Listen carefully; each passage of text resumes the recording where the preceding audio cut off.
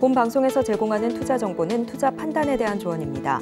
방송에서 제공하는 주식의 가치, 가격 상승 및 하락에 대해서는 방송사에서 보장하지 않습니다.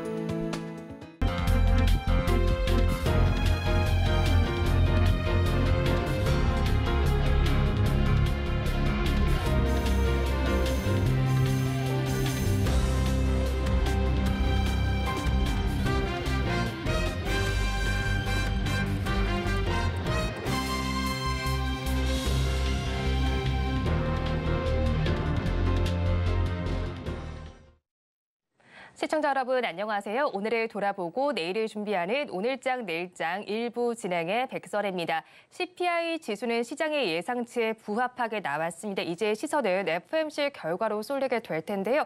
FOMC 자체에서도 이번에는 동결 기조가 우세한 상황이고 이번에 나오게 되는 점도표에 주목을 해보셔야겠습니다. 뉴욕 3대 지수는 모두 상승으로 마감을 했지만 우리 지수는 그 흐름을 이어받지 못하고 있습니다. 양대 시장 모두 약세를 보이고 있는데 이유는 바로 대주주 양도세 이슈 때문일 겁니다. 추경호 부총리 겸 기획재정부 장관이 어제 대주주 양도세와 관련해서 구체적으로 검토하고 있지 않다라고 밝히면서 완화되지 않겠다라는 실망감 속에서 우리 양대 지수는 하락세를 보이고 있습니다.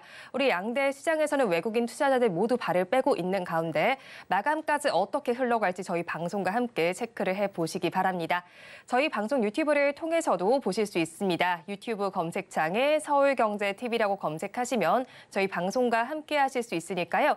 실시간 채팅에도 많이 참여를 해주시기 바랍니다. 12월 13일 수요일입니다. 오늘장 내일장 1부는 이 시각 보도본부로 시작하겠습니다. 앞서서 살펴보셨던 헤드라인 중에서 세 가지를 골라서 심층적으로 다뤄보겠습니다. 오늘은 보도국의 김혜영 기자 나와 있습니다. 어서 오세요. 안녕하세요.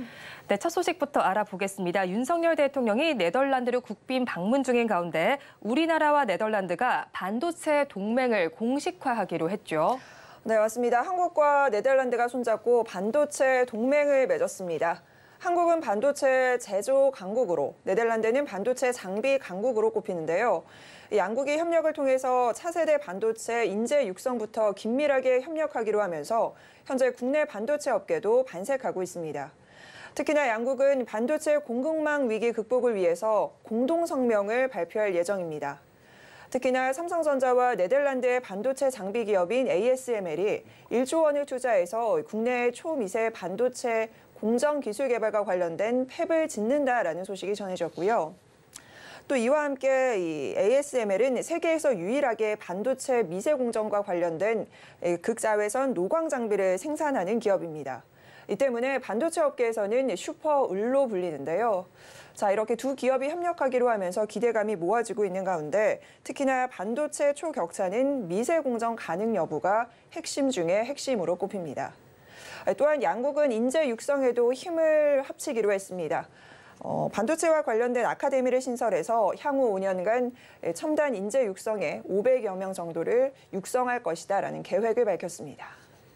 네, 다음 소식 알아보도록 하겠습니다. 편법적인 가격 인상인 이른바 슈링크플레이션이 극심화되고 있습니다. 어떤 상황인가요? 네, 고물가에 소비자 울리는 꼼수 인상이 만연한 것으로 나타났습니다. 여러분들 슈링크플레이션이라는 단어 혹시 들어보셨나요? 줄이다는 뜻의 슈링크와 물가가 지속적으로 상승하는 인플레이션이 합쳐진 합성어입니다. 자, 그런데 우리가 흔히 과자 열어보시면 과자 안에 과자 용량보다는 질소가 더 많이 채워져 있어서 한동안 논란이 됐던 질소 과자 생각하시면 그 개념을 이해하시기가 조금 쉬울 텐데요.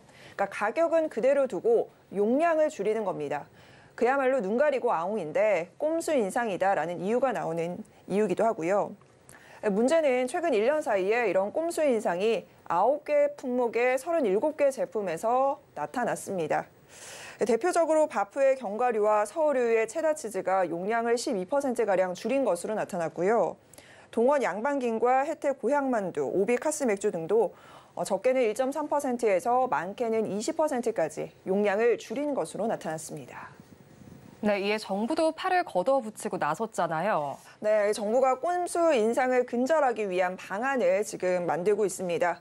용량이나 성분이 바뀌게 되면 이를 표시하는 것을 의무화하는 방안을 추진하고 있는 건데요. 식품 관련 표시 주무부처가 식약처고요. 생활환경제품과 관련해서 주무부처는 환경부입니다. 그래서 이 두 부처 간 앞으로 이 용량이 변경돼서 단위 가격이 올라가게 되면 이를 포장 용지에 표시하도록 하는 방안을 의무화하도록 하는 방안을 지금 추진하고 있습니다. 이와 함께 공정거래위원회도 주요 생필품의 용량이나 단위가 변경되게 된다면 이를 포장지에 표시하거나 홈페이지에 표시하는 방안을 의무화하도록 하고 있고요. 또한 이를 제대로 이행하지 않으면 사업자 부당행위로 제재할 수 있도록 관련 고시도 개정한다라는 방침입니다. 이와 함께 온라인 매장에서도 단위 가격을 표시하도록 하고 있고 특히나 한국소비자원은 가격 전담 조사팀을 신설한다라는 방침인데요. 이 조사팀을 신설해서 이제 모니터링하는 품목이 조금 늘어나게 됩니다. 기존에는 300여 개 정도가 됐는데 이를 500여 개 상품으로 확대한다라는 방침입니다. 자, 이와 관련해서 추경호 기획재정부 부총리 겸 기획재정부 장관 겸 부총리는 변칙적인 가격 근절을 막기 위해서 만전을 기할 것이라며 최대한 신속히 관련 규정을 개정하고 이행 상황을 면밀하게 들여다보겠다라고 밝혔습니다. 네, 마지막 소식 살펴보겠습니다. 우리 기업들의 잉여 현금 흐름이 마이너스로 돌아섰다고요? 네, 국내 기업의 잉여 현금 흐름, 이 FCF라고 하는데 마이너스로 전환이 됐습니다. 기업 데이터 연구소 CEO 스코어가 국내 매출 상위 500개 기업 가운데 265곳의 개별 기준 FCF를 조사한 결과 3분기에 마이너스로 전환이 됐는데요. 누적액이 마이너스 2조 5,787억 원으로 집계가 됐습니다. 경기가 안 좋아지면서 지난 2년 사이에 꾸준히 이 FCF의 흐름이 감소하기는 했었는데 결국 올해 3분기에 마이너스로 전환이 된 모습입니다. 이 FCF라는 게 기업이 창출한 수익에서 세금과 영업비용, 설비 투자 같은 이런 지출성 자금을 제외하고 남은 현금을 뜻하는 겁니다. 그러니까 결과적으로 이 FCF가 감소했다라고 하는 건 기업들의 곳간이 좀 비어가고 있다, 돈줄이 말라가고 있다라고 생각하시면 됩니다. 네, 그러면 업종별로 잉여 현금 흐름은 어떤가요? 네, 업종별로 살펴보면 현대차와 기아 등 자동차 부품 업종의 FCF가 가장 양호한 것으로 나타났습니다. 3분기 누적 FCF는 17조 3,531억 원으로 나타났는데요. 기업별로 조금 더 자세히 살펴보도록 하죠. 기아차의 경우에는 잉여 현금 흐름 누적액이 7조 원대로 가장 많았고요. 이어서 현대차가 6조 원대로 2위를 차지했습니다. 반면에 반도체 불황으로 삼성전자는 직격탄을 맞았는데요. 삼성전자는 1년 전과 비교해서 11조 8천여억 원이 줄면서 마이너스 7조 8천억 원대의 FCF를 나타냈습니다. 이와 함께 3분기 기준 잉여 현금 흐름 마이너스 규모가 1조 원 이상인 기업은 삼성전자를 비롯해 한국전력공사와 SK하이닉스, LG디스플레이 등의 순으로 나타났습니다. 네, 오늘 이 시각 보도본부에서는 우리나라와 네덜란드 반도체 동맹부터 우리 기업들의 현금 잉여 흐름까지 살펴봤습니다. 오늘 보도국 김혜영 기자와 함께했습니다. 오늘 말씀 고맙습니다. 계속해서 시황센터 연결해서 이 시각 시장 상황 알아보겠습니다. 최유정 캐스터가 준비하고 있습니다. 시황센터 최유정입니다. 간밤 뉴욕 증시는 예상치에 부합한 CPI 결과를 확인하면서 상승 랠리를 이어나갔습니다. 뉴욕 증시 3대 지수 모두 장중 52주 최고가를 경신하면서 강세로 장을 마쳤는데요. 하지만 오늘 우리 증시는 미 증시와는 디커플링 되는 현상을 보여주며 다소 부진한 흐름 이어가고 있습니다. 어제 시간 외에서 대주주 양도세에 관련한 뉴스가 나왔는데요. 추경호 부총리는 대주주 양도세 완화와 관련해 본격적으로 검토하고 있는 바가 없다고 선을 그었습니다. 이 같은 소식에 단기적인 수급 변동성 나타나는 모습이고요. 또 내일 새벽에는 FOMC 결과가 발표됩니다.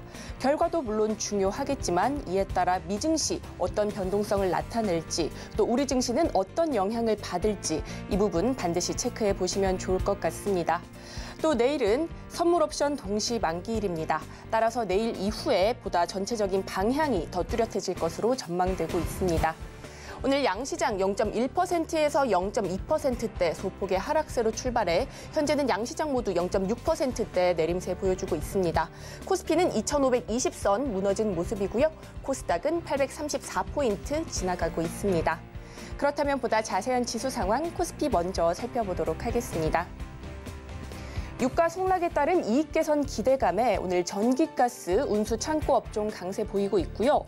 또 배당량 자금 유입에 따른 배당주도 강세 보이고 있습니다. 오늘 코스피 시장은 FOMC를 기다리면서 관망세 짙은 모습인데요.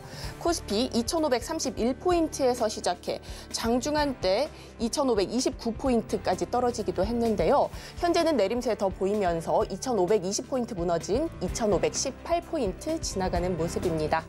이어서 수급 통해서 보다 자세한 코스피 흐름 살펴보도록 하겠습니다. 오늘 코스피 시장에서는 기관만이 매수 우위 보이면서 지수 방어에 나선 모습입니다. 기관 4거래일 연속 매수세 이어나가면서 현재 1,100억 원 넘게 담아내는 모습이고요. 오늘 개인은 제조업 위주의 매도세 보이면서 4거래일 연속 물량 덜어내는 모습입니다. 이어서 외국인은 5거래일 만에 매도세로 전환한 모습입니다. 현재 1,000억 원 넘게 팔아내고 있습니다. 이어서 코스닥도 살펴보도록 하겠습니다. 코스닥 오늘 대부분의 업종이 하락하고 있는 가운데 미국발 AI 모멘텀이 재부각되면서 반도체 업종 양호한 흐름 보여주고 있고요. 또 신규 성장주들 수익률 게임 양상이 지속되는 가운데 오늘 상장한 블루엠텍 장중 280% 넘게 오르면서 수급 블랙홀 역할을 하는 모습입니다. 오늘 코스닥 지수 살펴보면요. 0.24% 하락으로 출발해 현재는 0.6% 넘게 내리는 모습입니다. 현재 834포인트 위에서 움직이는 모습입니다. 이어서 수급 통해서 보다 자세한 흐름 살펴보도록 하겠습니다. 오늘 코스닥 시장에서는 개인만이 매수세 보여주고 있습니다. 오늘 개인은 제조업과 유통업종에서 매수세 보이면서 현재 2,300억 원 넘게 물량 담아내는 모습이고요. 기관과 외국인 동반 매도세 보이면서 지수 끌어내리고 있습니다.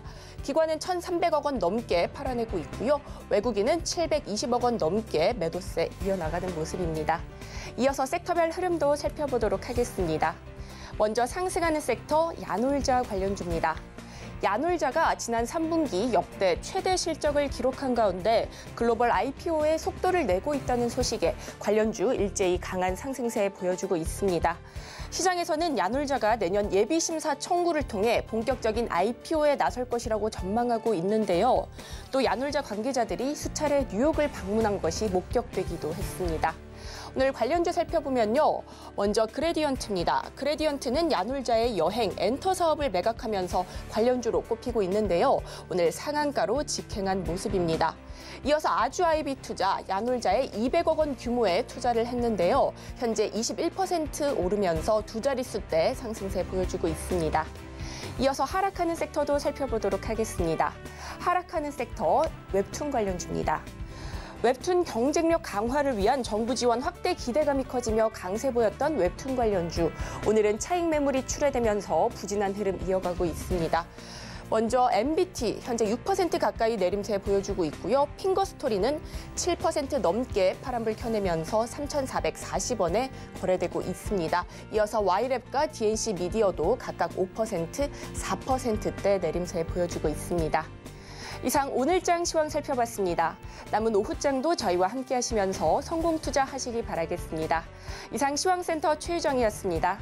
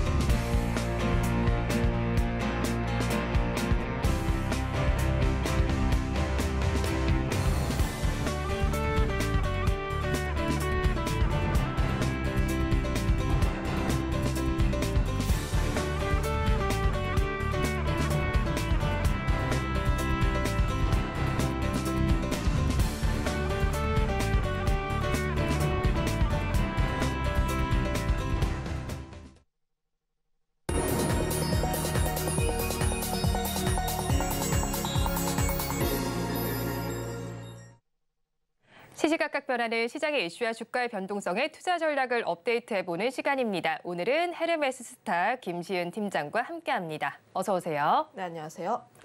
네, 팀장님 먼저 오늘 건설주를 좀 알아보고자 합니다. 고금리가 장기화되고 우리 부동산 시장도 좀 냉각기를 걸으면서 올해 건설주들이 크나큰 힘을 내지 못했다라고 봐야 될 것 같은데 연말엔 또 스퍼트를 내고 있는 모습입니다. 오늘 시장에서만 바라보더라도 약세를 보이곤 있지만 연중의 하락세보다는 좀 덜한 모습인데 올해 동안을 봤을 때 주요 건설주들 추세는 좀 어떻게 평가하셨을까요?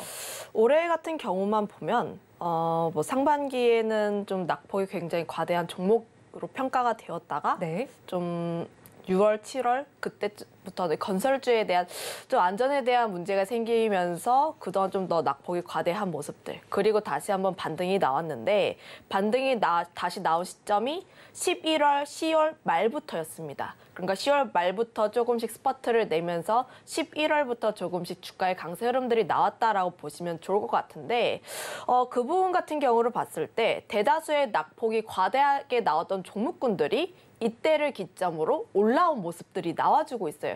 그 뜻은 무엇이냐면 건설주에 어떠한 호재가 있어서 지금 올라온 것이 아니라 금리 인하에 대한 기대감으로 수급이 들어온 것에 대한 부분이라고 생각을 해보시면 좋을 것 같습니다. 네, 일단 금리 인하 속에서 건설주에 좀 수급이 들어오고 있다라고 평가를 해주셨습니다. 금리 이제 인상에 대한 우려감은 좀 사그라들고 이제 금리 인하 기대감이 감돌고 있습니다. 그러면서 11월 전반으로 살펴본다면 건설주가 그래도 좀 힘을 내는 모습이 나타났는데 이걸 추세적인 상승으로 봐야 할지 아니면 단기적으로 저점 매수로만 좀 저희가 진입을 해봐야 할까요? 네, 저는 지금 낙폭 과대에 따른 반등 정도로 판단을 하고 있는데 지금 현재 구간 같은 경우에는 바닥을 어느 정도 확인을 했다 정도로만 인지를 해보시면 좋을 것 같고요. 실제로 낙폭이 과대하게 나왔던 종목군들을 보면은 굉장히 좀 많이 쉬었던 종목군들입니다. 굉장히 많이 쉬었기 때문에 낙폭 과대라고 불리는 것이긴 한데 관련했을 때 수급이 어느 정도 조금만 들어오더라도 반등이 좀 나올 수 있다는 점을 생각을 해보면 지금 다시 한번 수급이 빠져나갔을 때 이 산업 같은 경우는 지금 이 추세를 유지할 수 있을 것이냐에 대해서 물음표가 생긴다. 라고 볼 수가 있겠는데 물론 통상적으로 건설업 같은 경우에는 금리가 인하를 하게 되면 통상적으로 호재가 맞긴 합니다. 맞긴 한 이유가 건설업 같은 경우에는 현재 사실 업황 자체가 좋지 않다 보니까 이자에 대한 부담감도 굉장히 많이 나와주고 있고 재무에 대한 부담감도 굉장히 큰 상황입니다. 원자재 가격도 계속 상승을 하고 있고 인건비에 대한 부담감도 계속 늘어나고 있는데 그런 와중에서 금리가 인하를 하게 된다면 물론 업황 자체에서 활기를 조금씩 띨 수는 있는 부분이죠. 하지만 금리가 인하한다고 건설업이 무조건적으로 굉장히 빠른 시일 내에 회복이 될 것이냐에 대해서는 다른 문제입니다. 금리가 인하를 한다고 했을 때 실제 주택을 구매하려는 수요 자체가 폭발적으로 나올 것인지에 대해서도 물음표가 하나 생긴다라고 보시면 좋을 것 같고요. 거기다가 더해서 우리나라의 문제라고 볼 수가 있는 게 건설업 자체는 전택 주택 부동산 PF 관련했을 때도 여전히 문제가 남아 있다는 점을 봤을 때 여전히 이 부분에 대해서도 조금 더 확인을 해볼 필요가 있다. 거기다가 더해서 정부의 정책과 관련했을 때도 이야기를 해볼 필요가 있는데 여전히 지금 그러니까 주택을 구매하려는 수요 자체가 굉장히 위축이 되어 있어요. 그러면 정부가 주택을 사기 위해서 어떠한 정책을 펼칠 필요가 있는데 아직까지 총선 전까지는 그런 스탠스를 펼칠 가능성이 조금 적습니다. 아무래도 부동산 가격을 잡을 필요가 있기 때문에 관련했을 때 총선 전에 이야기가 나오려면은 지금 이미 이야기가 나왔어야 하는 상황이고요. 그러면 부동산 같은 경우는 지금 당장보다는 업황에 대한 문제가 아직까지 굉장히 많기 때문에 총선 이후에 총선 끝나고 관련했을 때 어떠한 정책이 나오는지를 한번 살펴볼 필요가 있지 않을까라고 보여지고 있습니다. 네, 금리 인하 기조와 건설주의 상승이 1대1 대응 관계가 아니고 부동산 시장의 이슈도 살펴봐야겠고 총선 이후에 어떤 정책이 나오는지까지 한번 지켜보자라고 정리를 해주셨고요. 그렇다면 우리 부동산 시장 좀 침체가 좀 지속이 되고 있는 가운데 그렇다면 이제는 건설주 중에서도 해외 사업에 좀 집중하고 있는 쪽을 보는 것이 대안이 되지 않을까 하는 생각도 들거든요. 그러면 해외 사업에 조금 더 비중을 두고 있는 건설사들의 최근의 주가 흐름은 어땠을까요? 대표적으로 삼성 엔지니어링이 건설 쪽에서 해외 플랜트 쪽이라든지 이런 거를 굉장히 잘 하는 기업이고 실제로 좀 건설 쪽에서 그나마 최선호주를 많이 꼽으라고 하면 삼성 엔지니어링이 굉장히 많이 꼽히고 있습니다. 그 이유가 건설 같은 경우는 국내 쪽은 아직까지 PF라든지 주택에 대한 수요라든지 이런 부분이 좀 나와 있지만 그럼에도 불구하고 해외 쪽에서는 이미 잘 나가고 있는 친구들이 있거든요. 실제로 삼성 엔지니어링이 그 대표하는 종목이다라고 보시면 좋을 것 같은데 다만 삼성 엔지니어링의 지금 현재 주가 차트 흐름을 보면 상반기 때까지는 굉장히 좋았습니다. 8월까지는 굉장히 큰 폭의 상승세가 나왔지만 8월 이후부터는 좀 큰 폭의 하락세가 나왔다. 지금 같은 경우에는 좀 매물대가 어느 정도 받쳐주게 되어 있으면서 바닥권 라인에 머무르고 있다라고 보시면 좋을 것 같은데 관련했을 때 삼성 엔지니어링이 물론 올해 실적 영업이익 9천억 원대로 역대 최대 실적을 좀 나올 가능성이 있는 기업이 맞기는 합니다. 하지만 하반기에 주가 하락을 이끌었던 가장 큰 요인이 화공 부분에서의 수주가 좀 부진했다는 점이거든요. 실제로 화공 부분에서의 수주가 2분기에는 나오겠지 안 나왔고 3분기에 나오겠지 했는데 잘 안 나왔습니다. 네. 기대감이 먼저 반영이 되면서 관련했을 때 그래도 해외 플랜트에선 잘하고 있었던 삼성 엔지니어링이고 해외 플랜트 관련했을 때 수주에 대한 이야기가 계속 나왔던 삼성 엔지니어링이기 때문에 기대감이 꺾였다라고 보시면 좋을 것 같은데 다만 삼성 엔지니어링 같은 경우는 해외에 대한 부분에서 봤을 때 여전히 긍정적이다라고 평가를 해볼 수가 있겠고 이번 연도에 물론 수주에 대한 부분이 잘 나오진 않았어요. 하지만 내년도로 조금 더 눈을 돌려보면 관련했을 때 기대감은 여전히 유효하게 남아있다. 24년도 같은 경우에는 사우디 관련했을 때 좀 수주에 대한 기대감도 나와 있기도 하고 그린 수소 프로젝트에 대한 기대감도 굉장히 많이 남아 있는데 특히 삼성 엔지니어링이 친환경 플랜트에 대해서 굉장히 큰 강점을 가지고 있습니다. 지금 현재 전 세계적인 추세 자체가 정유라든지 이런 쪽에서 좀 벗어나서 친환경에 좀 중점을 두고 있기 때문에 관련했을 때 특히 강점을 가지고 있는 삼성 엔지니어링 같은 경우는 좀 중기적인 추세 자체로 좀 눈여겨봐야 하지 않을까 이렇게 전망을 하고 있어서 오히려 국내 건설사들과 다르게 삼성 엔지니어링이 해외 쪽에서의 큰 비중을 가지고 있고 관련했을 때 강점을 가지고 있기 때문에 이 같은 삼성 엔지니어링의 기업은 조금 더 눈여겨봐야 하지 않을까 이렇게 정리하도록 하겠습니다. 네, 삼성 엔지니어링 지금 화공 부문의 수주가 좀 부진하긴 했지만 그래도 내년에는 기대가 되고 있는 만큼 한번 관심 권역에 있었으면 좋겠다라고 좀 짚어주셨고요. 그런데 사실 이번에 건설주들이 전반적으로 부진했던 데는 금리 기조 때문만은 아니었습니다. 사실 부실 시공도 문제가 크게 됐었잖아요. 순살자이다, 흐르지오다 이런 오명이 있었습니다. 이렇게 브랜드 가치도 치명타를 입게 됐는데 주가 역시도 그렇게 되면서 과거로 회귀한 모습이 나타났습니다. 재시공 비용에 따라서 또 미래 실적까지 먹구름이 끼어 있는 상황인데 이런 기업들의 경우에는 좀 어떻게 바라봐야 할지 궁금하거든요. 다른 섹터의 경우에 이런 악재들이 있더라도 금방 해소하는 모습인데 건설주는 좀 다른 길을 걷게 된다고 봐야 할까요? 아무래도 그럴 수밖에 없죠. 그 부분에 있어서 좀 브랜드 가치에도 치명타를 얻었을 뿐만 아니라 다시 시공을 하는데 비용도 굉장히 큰 폭으로 들어가는 부분들이 있고 그런데 관련했을 때 좀 호재성 이슈가 더해진다고 함에도 불구하고 네. 좀 이런 경우는 건설 업황을 먼저 봐야 한다. 물론 이제 브랜드 가치에 대해서 치명타를 얻은 몇몇 기업들이 있기는 해요. 하지만 그 부분에 대한 점도 생각을 해볼 필요가 있지만 이런 기업들 같은 경우는 조금 더 각별히 주의를 할 필요가 있다는 점에 더해서 업황 같은 경우가 아직까지 좋지 않기 때문에 개별 기업에 대한 모멘텀보다는 업황에 대해서 먼저 살펴볼 필요가 있지 않을까. 주식을 할 때 그러니까 투자를 하는 데 있어서 가장 먼저 살펴봐야 하는 게 첫 번째로 시장입니다. 시장이 가장 좋을 때 투자를 하는 게 좋을 것 같고요. 두 번째로 보는 게 업황이고 세 번째로 보는 게 각 기업이 가지고 있는 모멘텀, 그리고 네 번째가 차트인데 우선 GS건설이라든지 관련했을 때 국내 건설사들을 봤을 때 두 번째 업황이 아직 좋지는 않다는 거죠. 네. 물론 뭐 부동산 가격에 대한 부분들이 저점 딛고 조금씩 올라와 주고 있다가 지금은 다시 정체가 되고 있는 모습이 맞기는 합니다. 하지만 이런 부분 같은 경우도 서울권에서만 좀 회복세가 나와주고 있고 실제로 지방에 집을 가지고 계신 분들이라든지 이야기를 들어보면 아직까지 미분양에 대한 이야기 계속 나와주고 있고 가격에 대한 회복세가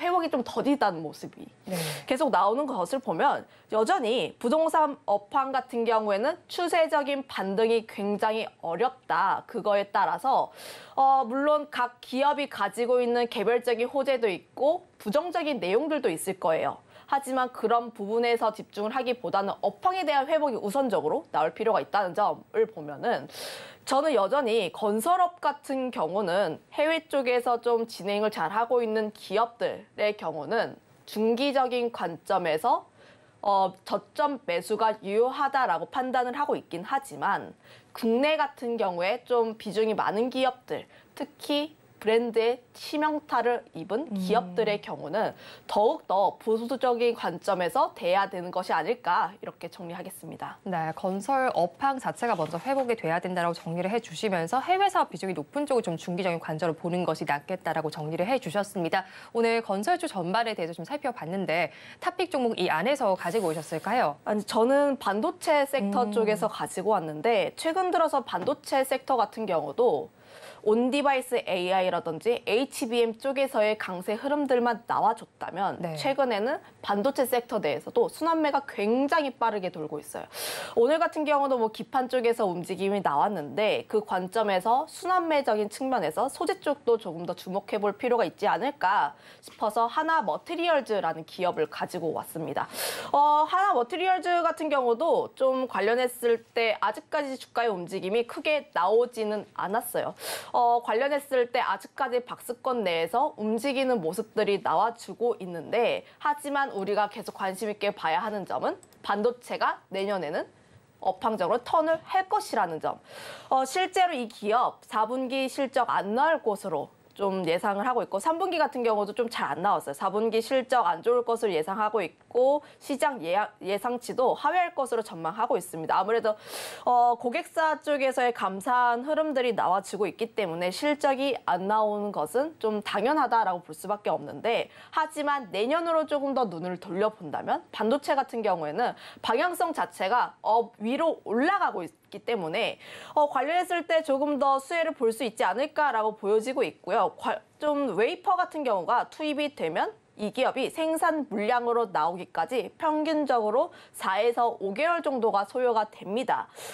디램 같은 경우에 내년 1분기, 낸드는 내년 2분기부터 업황이 턴할 것으로 기대를 하는데 물론 주가의 측면에서 봤을 때 6개월 정도 기대감이 먼저 반영된다는 측면을 보면은 현재 이 시점에서 소재 부품 관련 기업들은 계속해서 관심을 가져볼 때가 아닌가. 거기다가 더해서 이번 주 같은 경우에 특히 변동성이 조금 더 크게 나올 것으로 예상을 하고 있어요. 아무래도 FOMC도 있고 내바이너의 날도 있고 하다 보니까 관련했을 때 변동성이 조금 더 크게 나올 수밖에 없다. 하지만 아직까지 움직이지 않은 반도체 종목이 있고 내년부터 업황이 턴을 할 것이고 실적도 다시 좋아질 것이라고 예상이 되는 기업이 있다면 관련했을 때 저점 매수에 대한 전략은 여전히 유효하다는 점 한번 체크를 해보시면 좋을 것 같습니다. 네, 저희 그럼 가격 전략을 어떻게 잡아갈까요? 이 기업 같은 경우를 봤을 때 좀 보수적으로 접근해보시면 좋을 것 같은데 크게 움직이는 기업이 아닙니다.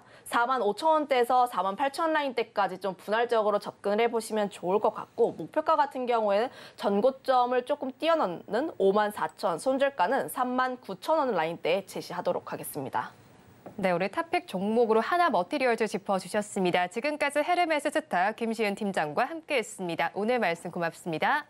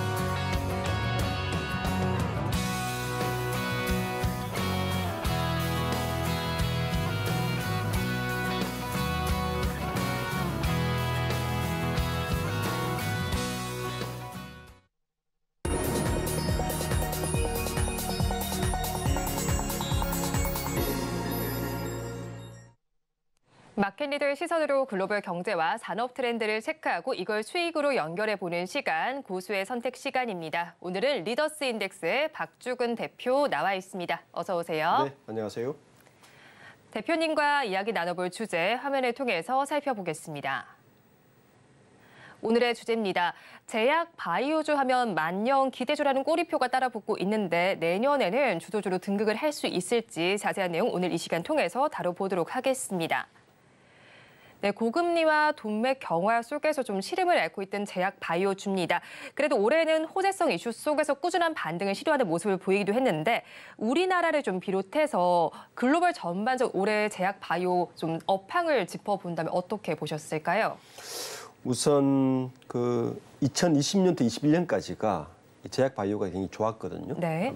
왜냐하면 저금리였기 때문에 초대 말씀하신 것 같이 이 고금리가 사실은 제약 바이오 투자에 굉장히 암울했습니다. 원래는 그랬죠. 특히 고금리로 인해서 경기가 위축되었고 미래 성장성을 기대하는 업종보다는 대부분 이제 고금리가 되면 현재 수익에 치중하는 방어주로 대부분 몰리기 때문에 네. 이 영향을 안 받을 수가 없었고 특히 신약 개발은 임상부터 그 뭐 실패도 리스크도 있고 이런 또 만약에 FDA 승인을 받았더라도 수익 실현에는 몇 년이 걸리기 때문에 뭐 성장주에 들어갈 수밖에 없어서 그래서 항상 성장주, 뭐 주도주 뭐 이런 꼬리표는 달지만 수익 실현에는 역시 시간이 많이 걸리기 때문에 네. 특히 그 고금리에서는 영향을 안 받을 수가 없습니다. 그래서 원래 안 좋았고 글로벌적으로 보면 이 제약 바이오가 큰 시장 변화를 하나 가지고 있습니다. 그게 뭐냐면 M&A가 계속 반복 일어나고 있는데 네. 두 가지인데 M&A하고 그 이전에는 제약 바이오 기업들이 빅파마들이 연구개발부터 판매까지 모든 걸 다 하는 거 있다면 이 시장이 어떻게 바뀌고 있냐면 분야별로 분리되어서 비즈니스를 네. 하고 있어서 소위 말하는 기술 이전 계약 같은 게 많이 발생을 해요. 그러니까 빅파마들도 시간도 줄이고 리스크도 줄일 수 있고 빨리 수익을 실현할 수 있고 이런 것 때문에 그러니까 M&A 시장하고 기술 이전 시장을 좀 주목해서 보는 게 네. 올해뿐만 아니라 내년에 중요합니다. 사실 올해 M&A 특히 제약 바이오 쪽의 미국의 M&A 시장은 별로 안 좋았어요. 이유는 두 가지 때문인데 첫 번째는 미국의 정책 변화가 있었습니다. 여기 뭐냐하면 우리 뭐 바이든 정부에서 IRA 많이 들어보셨을 텐데 네. 이게 반도체뿐만 아니라 제약에도 영향을 미쳤어요. IRA법이 영향을 미친 게 뭐냐하면 미국의 약가 인하를 시켰습니다.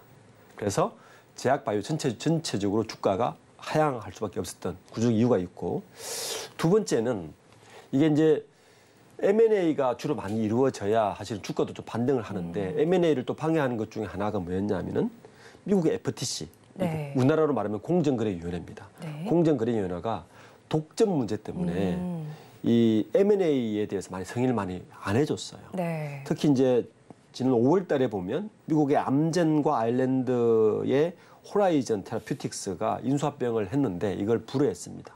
이런 것 때문에 아마 내년의 주력 시장은 M&A보다는 기술 이전이 특히 제약 바이오, 국내 제약 바이오를 본다면 기술 이전에 어떤 기업들이 발빠르게 움직이고 기술 이전을 어느 기업이 준비를 하고 있는지를 보는 게 투자의 가장 큰 관전 포인트가 될 것 같습니다. 네, 올해 전반적인 상황을 정리해 주셨는데 미국 IRA에 따라서 좀 움직였던 건 제약 바이오주도 영향이 있었습니다. 약가 인하 때문에 좀 영향을 받았다라고 정리를 해 주셨고 미국의 FTC 역시도 불공정 거래 조사를 강화하면서 M&A 승인을 좀 많이 안 해줬다라는 점도 좀 이슈가 되었습니다. 그런 만큼 우리나라 기업들 중에서는 기술 이전에 좀 주력하고 있는 기업에 주목하면 좋겠다고 좀 정리를 해주셨고요.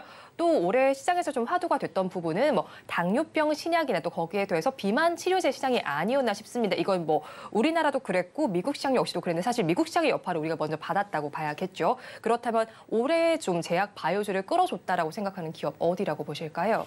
방금 말씀하신 것 같이 이제 당뇨병하고 비만 치료제인데 사실 같은 말이죠. 네. 왜냐하면 당뇨병 치료의 계약을 개발하다 보니까 비만의 효과가 있기 때문에 이제 비만 치료제 된 건데 역시 그 비만 치료제 원래 제약 바이오의 가장 핵심 키워드는 비만 치료제였던 것 같습니다. 네. 뭐 봄부터 계속 주도주 역할을 했었고 뭐 우리 잘 알듯이 뭐 그 일라지 릴리라든지 그다음에 노보디스크 주가 고공행진을 했지 않습니까? 네. 이에 따라서 이제 미국의 비만 치료제 시장이나 그 글로벌 비만 치료 시장이 2030년까지 70조 원대까지 성장을 한다는 보고서 계속 나오고 있거든요. 여기에서 이제 우리나라에도 이 비만 치료제 관련한 기업들의 주목을 받을 수밖에 없었는데 대표적으로 한미약품이죠. 예. 한미약품은 우선 이 메가 트렌드 속에서 최근에 우리나라 식품안전처로부터 그 에펙글레타이드 요게 임상 3상 승인 받았죠. 네. 그래서 지금 이 비만 치료제가 노보디스크라든지 글로벌 빅파마들의 치료제가 국내에 아직 봉투에 안 들어오고 있어요. 안 들어오고 있는 상황이 내년부터 들어올 건데 이게 굉장히 고가거든요. 이런 상황에서 한미약품이 임상 3상을 승인받았다는 것은 일단 대체제 역할을 할 수 있고 네. 그리고 국내에도 비만 치료제 관심 있는 많은 사람들의 비싼 약보다는 국내 치료제의 효과도 있고 또 다른 효과는 글로벌 진출 효과도 있겠죠. 물론 미국 FDA 승인은 받지 않았지만 그렇게 간다면 훨씬 이제 한미약품이 이제 주목받고 있고 또 한 곳이 이제 LG화학에 있는 비만 치료제입니다. 이게 MC4R이라고 해서 유전성 비만 치료제를 지금 개발 중인데 이게 미국의 그 리던 파마슈티컬스에서 주사제 임시분리가 유일한 약이거든요. 네. 이게 그 유전성 비만 치료제가 이걸 대신해서 경구용 치료제를 LG화학에서 지금 그 개발을 하고 있어서 이게 2030년 상용화 목표라서 또 관심을 가져볼 만한 거고 뭐 그래서 현재로는 국내에 뭐 이 밖에도 동아에스테라든지 일동제약이라든지 유한양도 개발하고 있는데 역시 내년 초에도 화두는 당뇨병 비만 치료제. 펩트론의 경우에도 좀 주목을 받지 않았었나요, 대표님? 그렇죠. 펩트론도 이제 펩트론은 아까 제가 초도 얘기했던 기술 수출 이걸로 지금 굉장히 주의를 받고 있습니다. 이 회사는 이제 약물의 체내 지속 시간을 늘려주는 요 기술을 갖고 있거든요. 네. 지속형 을 갖고 있어서 지금 비만 치료제의 가장 큰 단점이 비싸다는 것도 있지만 불편하다는 거잖아요. 매일이나 매주 먹어야 되는데 이 펩트론이 가지고 있는 체내 지속 시간 늘려주는 이 지속형 기술은 한 달에 한 번만 먹어야 되는 네. 획기적이죠. 그래서 이게 이제 당뇨 치료제로도 개발 중인 PT403이라고 해서 이게 만약에 기술 요 효과가 확정되면 내년에도 기술 수출 효과가 굉장히 클 것 같아요. 그래서 뭐 여기 어느 정도 가시권에 들어오면 펩트론도 보는 게 저는 좋을 것 같습니다. 네, 비만 치료제가 좀 메가 트렌드가 된 것 같습니다. 비만이라는 사실 이제 질병이 된 건데 이게 뭐 우리나라뿐만 아니라 세계적으로 문제가 되기 때문에 이 치료제에 대한 시장은 계속해서 넓어질 것으로 예상이 되는데 그중에서 우리 기업 중에서는 뭐 한미약품과 LG화학 그리고 펩트론을 비롯한 기업들이 한번 관심을 가져보면 좋겠다는 의견을 제시를 해주셨고요. 또 연말이면 늘 거론되는 제약 바이오주입니다.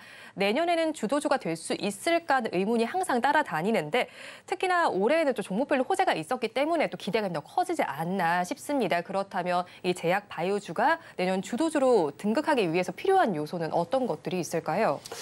우선 뭐 제일 중요한 건 금리겠죠. 네. 이게 중요하고 그리고 이제 내년에는 아무래도 그 제약 바이오에서 가장 화두는 FDA 승인도 있지만 FDA 승인까지 너무 오래 걸려요. 그래서 이제 기존에 우리가 제약 바이오를 세대로 나눈다면 기존에는 우리가 바이오주가 한참 뜰 때는 네. FDA 일상만 가도 뭐 굉장히 화려하게 주가가 오르고 이랬는데 이런 시대는 이미 조금 간 것 같고 수익성 위주로 굉장히 투자자분들이 수익성 실현 위주로 굉장히 많이 돌아선 것 같고 특히 수익성 실현에서 가장 빠른 거는 그 기술을 가지고 약을 만들어서 FDA 승인을 받고 판매까지 하는데 너무 오래 걸리니까 그 기술 자체 아까 펩트론 이야기했지만 그 특정 기술 자체를 판매하는 기술 수출의 가시권에 들어있는 기업들이 훨씬 효과적입니다. 그래서 아마 2024년에는 제약 바이오의 가장 핵심 키워드는 기술 수출이다라고 볼 수 있는데 이미 그 기술 수출이 꽤 많이 이루어진 거 있고 이미 10월 달에도 그 국내 기술 수출에 이제 굉장히 흥행을 하나 터뜨린 게 있지 않습니까? 뭐 10월 달에 보면 그 종건당이 1조 3천억짜리 하나 기술 수출을 했거든요. 노바디스크에. 이런 것처럼 이미 또 가시권에 들어와 있는 기술 수출주가 꽤 있습니다. 기업들이 있습니다. 그런 기업들을 위주로 보는 것이 첫 번째 이제 이게 주도주로 갈 거냐의 첫 번째 핵심이고 두 번째는 역시 FDA 승인이다. FDA 승인이 우리나라 제약바이오가 FDA 승인을 가장 많이 받은 해가 2019년도거든요. 네. 그때 제약바이오가 주도주였을 때 이때가 9개였어요. 그리고는 그 다음 해부터 매년 1개, 2개밖에 승인 실제 못 받았습니다. 그리고 이제 내년에 이제 다시 그 호재가 오는데 내년에 네. 5개가 대기하고 있어요. 오. 꽤 많이 대기하고 있죠. 그래서 일단 FDA 승인의 가시권에 들어와 있는 기업들도 내년에 주도주로 갈 거냐 말 거냐의 핵심 키워드입니다. 지금 HLB는 간암 치료제 리보셉타틴 FDA 허가를 자신을 내비치고 있거든요. 네. 그러니까 그 허가 여부는 내년 5월 이후에 결정되겠지만 요거 관심까지 볼 만하고요. 그리고 그 녹십자의 그 알리글로도 지금 지난 7월에 FDA 품목을 선정했기 때문에 요거 내년에 허가 대기에 있습니다. 이외에도 뭐 유한양행이 가지고 있는 난센하고 합작해서 만든 FDA 허가 신청을 추진 중이라서 이런 것처럼 내년에는 5개가 선정되어 있기 때문에 이것도 제약바이오가 내년에 주도주로 갈 거냐 말 거냐 중요한 이제 분기점이 될 것 같습니다. 네, 일단은 기술 수출이 가시권에 있는 기업과 더불어서 FDA 승인을 앞두고 있는 기업, 역시 여기도 가시권에 있는 기업들을 주목을 해보시면 좋겠는데 일단 먼저 금리 자체가 조금 잘 따라줘야겠다라는 의견을 제시를 해주셨고요.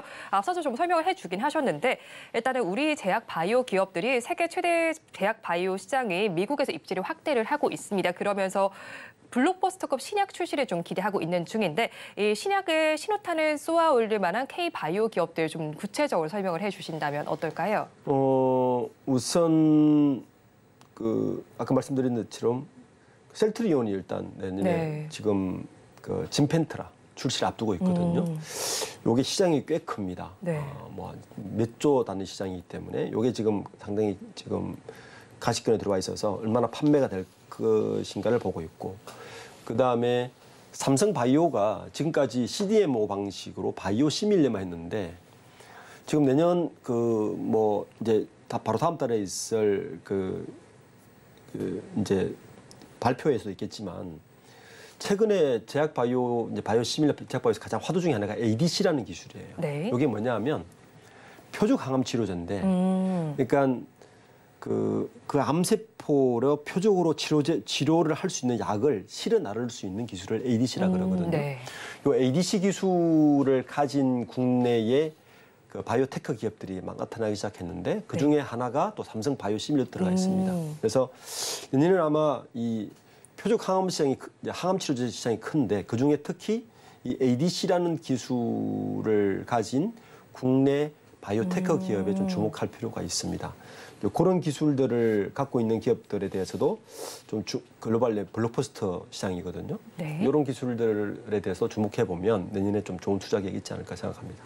셀트리온과 더불어서 표적 항암과 관련된 이슈가 있는 종목들을 주목해보면 좋겠다고 말씀해 주셨는데 기술 이름이 ADC 기술이라고 합니다. 이 기술을 가지고 있는 기업들 어떤 곳들인지 한번 공부를 먼저 해보시면 좋겠고요. 또 이제 우리 바이오 시밀러 수출도 좀 알아보도록 하겠습니다. 올해 10월까지는 좀 증가세를 이어갔지만 코로나 관련 치료제 수출이 조금 감소하면서 전체 수출 규모를 끌어내리기도 했습니다. 그럼 엔데믹 시대 속이지만 앞으로도 바이오 시밀러의 수출 계속 유효할까요? 바이오 시밀러 시장은 뭐 지속적으로 성장하는 시장은 분명합니다. 네. 이 시장은 성장하고요. 지금 2020년 대비 연평균 한 100% 정도 성장을 계속 보고 있는데 문제는 뭐냐면 이 시장이 시장은 성장하지만 네. 시장 참여하자가 계속 늘어나고 있어요. 그러다 보니까 수익성이 떨어지고 있다. 이게 이제 가장 큰 난관이라서 그래서 아까 제가 삼성 바이오시밀러 말씀드렸지만 기존의 바이오시밀러를 전문으로 하는 기업들은 신약 개발 쪽에, 셀트리온도 그렇죠. 신약 개발 쪽에 R&D를 투자를 늘리고 있고 반대로 기존의 빅파마들은 거꾸로 바이오시밀러 시장에 들어오는 네. 실제적으로 바이오시밀러 시장 자체는 커지고 있지만 참여하고 있는 플레이어들은 굉장히 증가하면서 현재로는 수익성을 담보할 수 있느냐가 가장 화두입니다.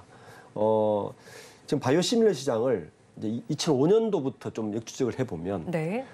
바이오시밀러 시장은 1세대, 2세대, 3세대로 사실 세대 구분이 좀 가능하거든요. 그러니까 1세대는 주로 뭐 이 생물학적 단백질 의약품 복제약 정도 수준이었다면 우리가 알고 있는 지금 많은 투자자들이 들은 그 바이오시밀러 시장은 2세대예요. 요 시장은 말 들어보겠지만 항암제, 자가면역 치료제, 류마티스 치료제, 뭐 램시마 이런 거 많이 들어보셨잖아요. 네. 요 시장이 지금 2세대에 와 있거든요. 이제 빅파마들의 특허 만료가 되면서 요 시장이 열렸고 지금 이제 2020년 이후부터는 3세대 바이오시밀 시장이 들어가는데 요 시장은 그 제조합 단백질 시장, 우리가 이제 팬데믹 때 겪어냈지만 그런 바이러스 치료제, 그리고 세포 치료제, 유전자 치료제 같은 특정 치료제가 또 이 글로벌 블록버스터급이 특허가 풀리면 지금 3세대로 들어왔는데 지금 바이오시밀러 시장, 지금 주력해서 매출을 일으키고 있는 거는 2세대 바이오시밀러고 네. 향후에 주목할 바이오시밀러 기업들은 3세대에서 얼마나 발빠르게 움직이고 있느냐. 이게 이제 투자 포인트가 될 겁니다. 왜냐하면 2세대 시장은 이제 완전히 레드오션이 돼버렸어요. 그래서 수익성이 굉장히 하락해 있고 초기에 돈을 벌었지만 이제는 새로 들어오는 이 3세대에 들어있는 세포 치료제라든지 유전자 치료제라든지 이런 쪽에 얼마나 발빠르게 시밀러 시장으로 들어오느냐가 앞으로 아마 가장 이 수익성 그리고 매출에 아마 영향을 미칠 것 같습니다. 네, 3세대 바이오 시밀러 시장에 얼마나 잘 들어와 있느냐를 살펴보시면 좋겠는데 일단은 글로벌 전반적으로 바이오 시밀러 시장에서 각축전이 한창입니다. 그렇다면 이 안에서 좀 독보적인 입지를 가진 우리 K-바이오 기업 어디가 있을까요? 역시 이제 뭐 셀트리온하고 삼성바이오 시밀러가 대표적이죠. 네. 삼성바이오로직스가 3분기 실적이 되게 좋았어요. 보면 이제 분기 매출을 처음으로 1조를 넘겼어요. 물론 이제 송도의 사공장까지 다 가동하니까 매출이 성장을 했죠. 거기다가 이제 이 상반기 매출 1조를 넘겼는데 상반기 3분기 자체만 1조를 넘겼어요. 굉장히 네. 많이 넣은 거죠. 그래서 누적 매출이 2조 6천억이 됐고 아마 4분기가 3조를 돌파할 것 같습니다. 그렇게 되면 누적 영업이익률도 41%예요. 이게 수익성이 좋지 않습니까? 네. 여기에다가 현재 삼성바이오로직스가 이제 신약 개발에 공을 들이고 있는데 삼성바이오로직스가 지금 공을 들이고 있는 기술이 아까 말씀드린 ADC 기술이에요. 그래서 이게 이제 표적하는 암세포로만 골라서 죽이고 보통 우리가 항암 치료 그러면 정상세포까지 다 죽이잖아요. 네. 그래서 굉장히 힘들지 않습니까? 그런데 최근의 기술들은 이 표적 기술이 계속 발전하면서 옛날에는 이 표적 항암 기술제를 굉장히 고가의 돈을 들여야만 할 수 있었는데 네. 이 돈이 좀 낮아지고 있는 거죠. 이게 차세대 암치료법으로 알고 있는데 요 기술을 지금 삼성바이오 시밀러가 개발을 곧 시작에 들어와 있어서 기대가 되고 있습니다. 셀트리온 원래 가장 큰 화두는 3사 합병이었잖아요. 여기서 네. 말씀드린 것 같은데 네.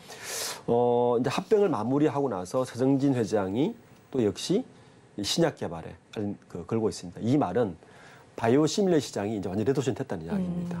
이제 신약 개발을 하지 않으면 살아나기 어려운 국면이 되었기 때문에 역시 셀트리온의 가장 큰 내년에 주목할 점은 이 진펜트라입니다. 이게 미국 FDA 신약 허가를 받았고 이제 자가면역 질환 치료 램시마가 제형인데 요게 장기적으로 보면 100조 시장이란 말이에요. 네. 그래서 셀트리온이 이 진펜트라가 셀트리온에서 발표하기로는 2030년까지 여기서 5조 매출을 올리겠다라고 발표를 하고 있는데 요게 내년이 관건입니다.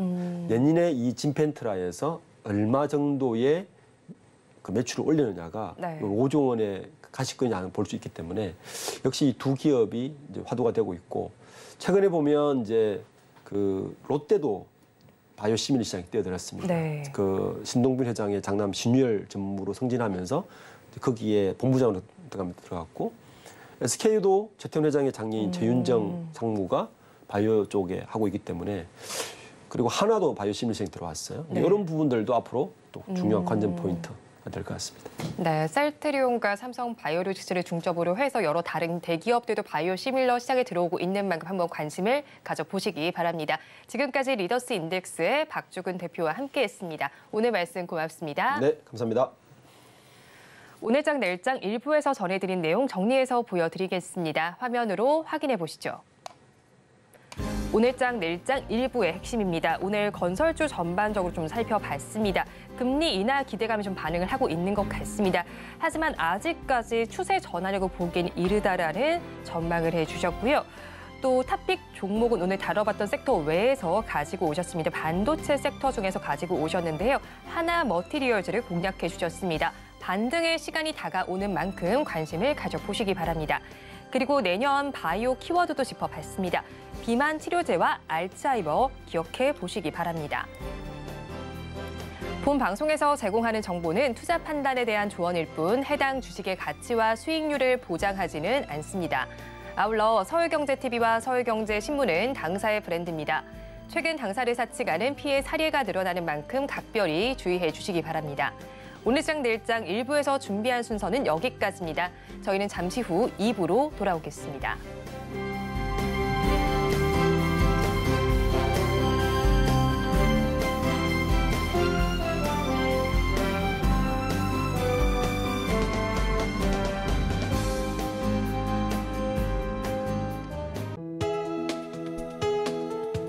본 방송에서 제공하는 투자 정보는 투자 판단에 대한 조언입니다.